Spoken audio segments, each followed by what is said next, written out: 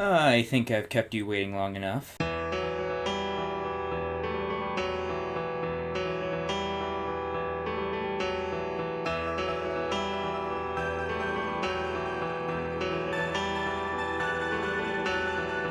That's right, my next Let's Play is going to be on a Pokemon fan game called Pokemon Reborn.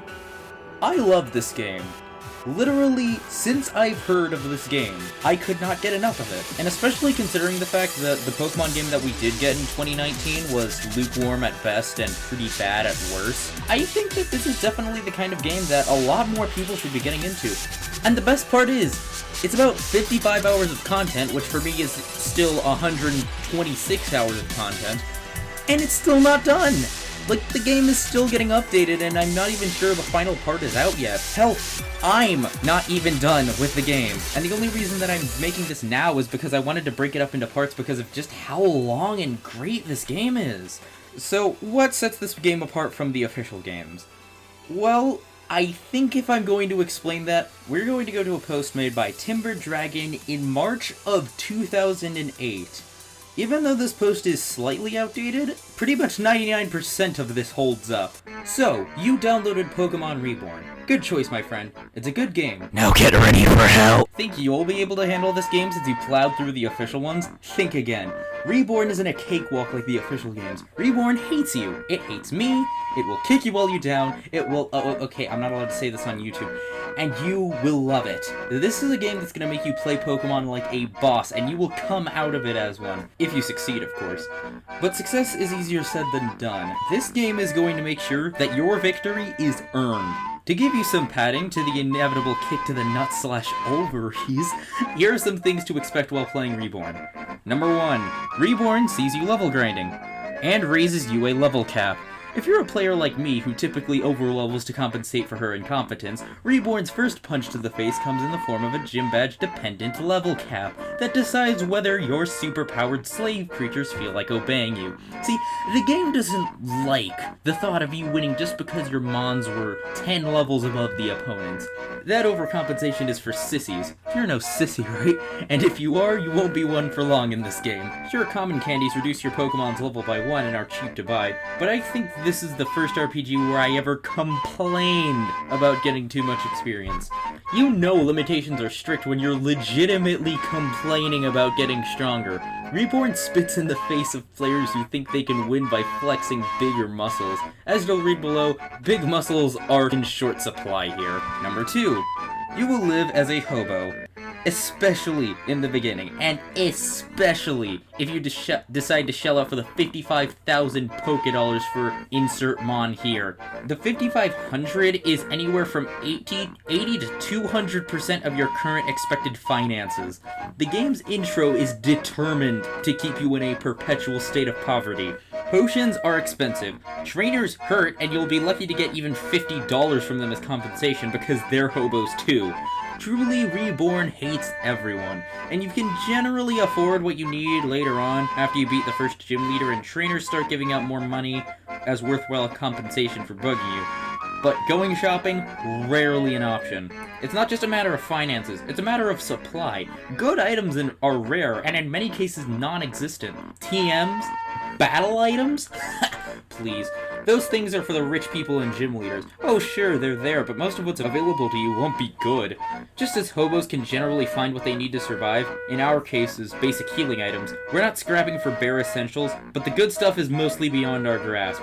Hyper potions, reliable battle items like focus sashes and leftovers, TMs with strong moves, not for us. The only place we can buy them is in the department store, in its upper levels, which, as of both Episode 11 and Episode 18, are currently unavailable. Like any hobo camped out in front of a restaurant, we glare disdainfully at what is right in front of us but cannot gain. Our stomachs grumble for more. We ask the heavens how it came to this, ask for some kind of mercy, and our god Amethyst will smile down on us and say, No! Number 3.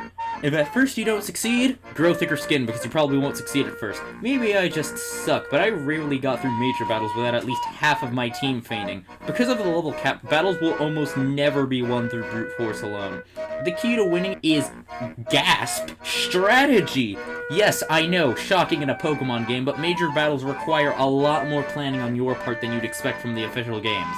I'm not talking about simple type matchups. As you'll read below, things are way harder than that. I'm talking about things like opening up battle with the right Mon, because the wrong Mon fainting at the wrong time can be all you need to lose. I can actually back this up. Several battles came down to whether or not my Pokemon would get confused. Number whatever. Gym leaders have no souls and receive sustenance from your hatred. Now this part's about outdated, so I'm gonna go and fill this one in. The Grass-type gym leader is in an arena that not only buffs ground and rock-type moves, but also opens up with a sandstorm, and they have a Cradily on their team. Just to give you an idea, you know how in the official games most gym leaders are minor roadblocks to getting good XP and an HM from? Reborn's gym leaders feel more like brick walls you need to chip away at with your nails before you can proceed. For reference, that Cradily, again, second gym in the game. In fact, I'm pretty sure that Cradily is only there to devour the souls of fire and flying types, that you otherwise would have won with. The Cradily sets an example for each gym onward. Gym leaders will have moves or Pokemon specifically designed to counter their type advantages. Poison Dude, plenty of dark types. Fire Dude, electric and grass types, etc, etc. There's no such thing as a perfect type matchup. Well, that's not true. I actually did manage to sweep one of the gyms. All gym leaders have something to work around their disadvantages. That means your Pokemon that would ordinarily be effective against the opponent are actually in danger themselves. I assume Reborn's gym leaders have access to some sort of exclusive TM shop where they can teach their Pokemon everyone anything they want, because they can easily destroy you as well as you destroy them. Sometimes it's a battle of who can hit harder, faster, or just who gets confused first. Oh yeah, fun fact about this. Later in their game, there's going to be a guy with an illegal Magmortar, because you can't get Magmortar in the game. Also, like, you can't even get his full evolution line. And also, it knows a move that it can't learn at all. Not through TMs, not through egg moves, it just knows this move for literally no reason. But hey, at least beating the gym leaders rewards you with a raised level cap. Part the next. Beating gym leaders does not give you a badge. Reborn has fun dangling your prize in front of your beaten and bloody face, only to yank it away from you the second you reach for it and laugh and tell you need to do more. It's an asshole like that. For storyline reasons, not all badges you receive are worth anything. If you receive a badge at all, here you are pushing your mons to the literal limits, maybe 1 or 2 levels shy of the cap, and surprise! You find out that the badge is worthless and you need to go even further. Meaning you either wasted experience by not stuffing your Pokemon full of common candies, or having to rely on other team members instead of your strongest. Not receiving a badge immediately happens a few times in the game, but in Reborn, the stakes for not getting one are higher. When Claire of Johto withheld her badge from you, it wasn't a factor that her badge was 1 piece of metal away from a team of obedient Pokemon and a brick break to your skull. That's because the other reasons play nice. Number the next. Reborn has Tall Puppy Syndrome and Guardian Shears are quickly used. Occasionally with each update, perfectly good Pokemon are removed from the game because they're deemed too perfectly good. Look at the obtainable Pokemon list.